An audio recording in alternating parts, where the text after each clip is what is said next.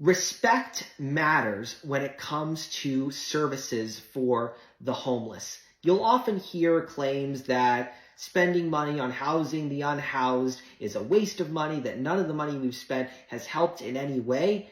And though I definitely have some criticisms of some programs, the ways to fix it don't involve extra force. They don't involve extra coercion. In fact, all you really need is just to add a little bit more hospitality and common respect.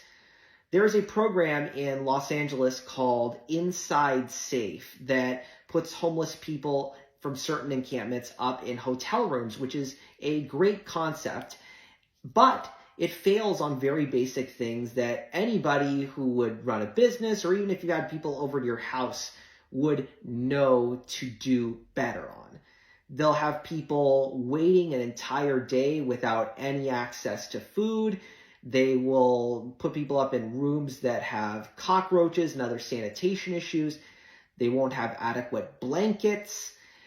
People will be left without adequate food in the rooms and in a sort of lockdown prison-like situation for extended periods of time and having to beg for help. When they're asking for assistance, they're not getting the mental health services they were promised.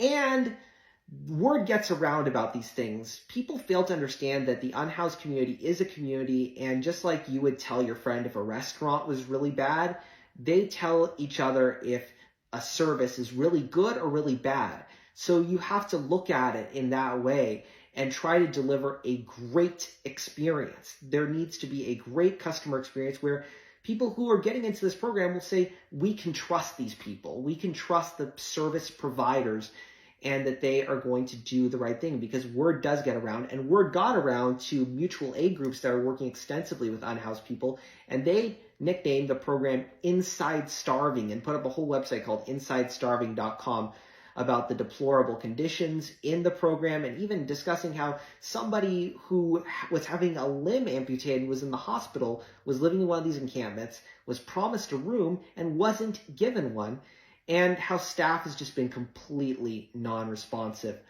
I discussed this issue and more on how basic common decency and hospitality can be the solution instead of using more force and coercion and more judgmentalism, and how judgmental attitudes are actually getting in the way of making homeless service programs a success.